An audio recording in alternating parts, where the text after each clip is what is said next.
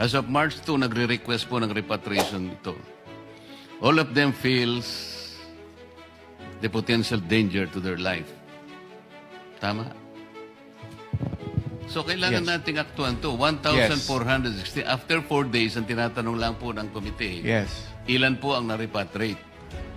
Sa ngayon po, still undergoing po tayo ng repatriation stage. So, wala pa pong na-repatriate after 4 days.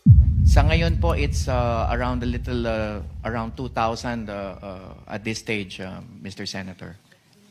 Pero, Hindi, again, sinasabi ko, 1,416 ito eh. March 2. March 4 na tayo ngayon. March 6. Ang March 6, 4 days, ilan po dito yung na-repatriate natin? Yun lang po yung tanong. Senator, yan po yung requests for repatriation. So it's around, the number would be around in the area of 2,000, let's say, at this stage, Mr. So Senator. lahat ng ito, nakabalik na? Hindi po, hindi po. Requests for repatriation pa ho yan. Hindi po, ganito yan eh. Let's use this as the test of the response of the government. As of March 2, nagre-request po ng repatriation ito. All of them feels the potential danger to their life. Tama?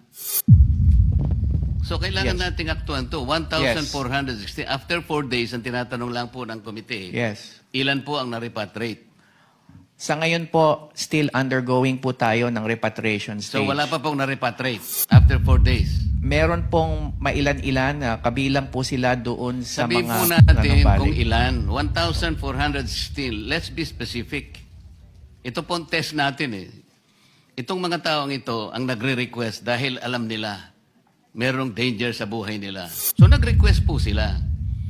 Ang sabi po ng Secretary ng ASEC, this is a country team response.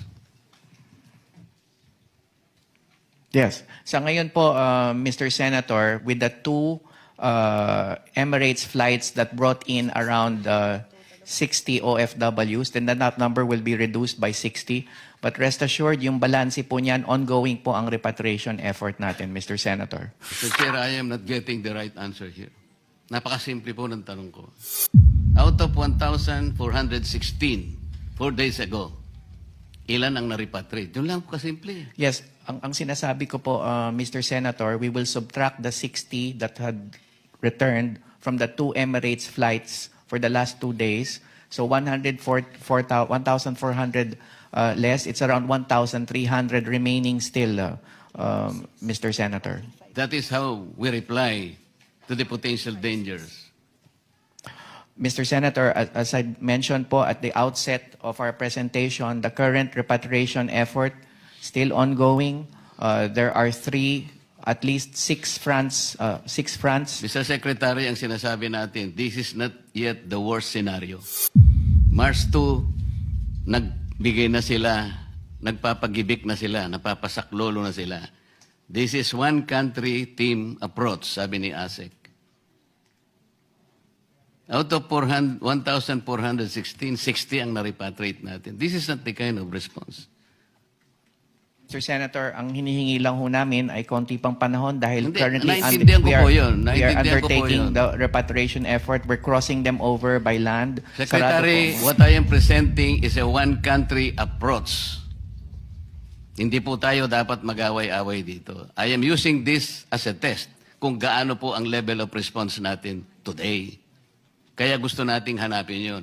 Wala pa po yung worst-case scenario. Ang sinasabi natin kanina, paano kung magkaroon ng worst-case scenario? For example, naging hindi na 1,416, naging 14,000 na kagad. So para lang ma-determine natin kung gaano ka-adept ang level of response natin. Yun lang ang punto rito. Okay. Bago mo sagutin, may interject, Senator Marcoleta. Secretary Gakdak and ASEC Tago, saan ho tayo nahihirapan? Because, tama po, yung tanong po, malinaw, 1,400 plus, pero out of that, 60 pa lamang po. Bakit po tayo nahihirapan? Bakit hindi po natin maiuwi, mai-repatriate, maialis yung 1,400 na yan at madala sa safe na lugar? I think that's the question na Senator Marcoleta is asking. Saan po kayo nahihirapan? Bakit kayo nahihirapan? Bakit tayo nahihirapan at hindi natin maialis, mailagay sa safe na lugar yung 1,400 na yan, Yes. Secretary Sa ngayon Kakdak? po kasi sarado ang airspace sa lahat ng bansa na covered ng requests for repatriation. Kaya't ang options po natin is land crossing. Kaya yun po ang isasagawa natin. Ang ating pong sinasawagawa ngayon is to ensure that when we transport them by land, ito po ay safe. Ang element of risk is low.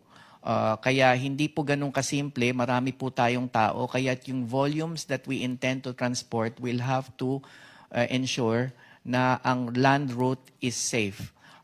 By and large, the land route will take around 2 to 3 hours travel when you're speaking of the land route out of UAE, for instance, or the land route out of Israel.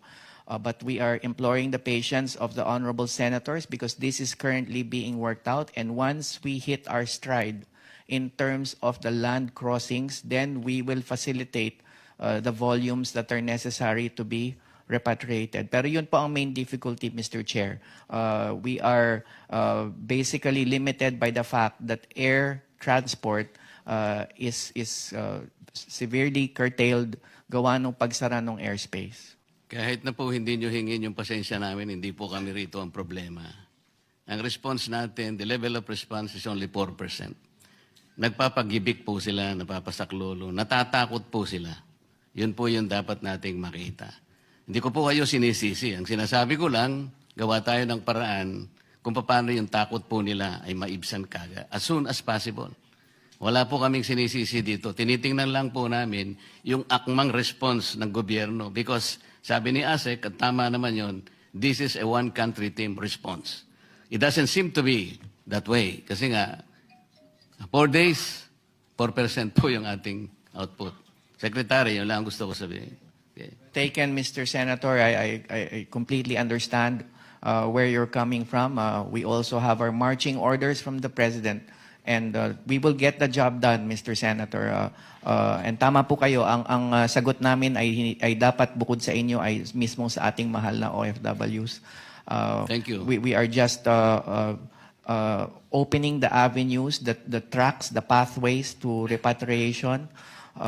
And so we will get the job done. We will do precisely that, Mr. Senator. Thank you for your assurance, Secretary.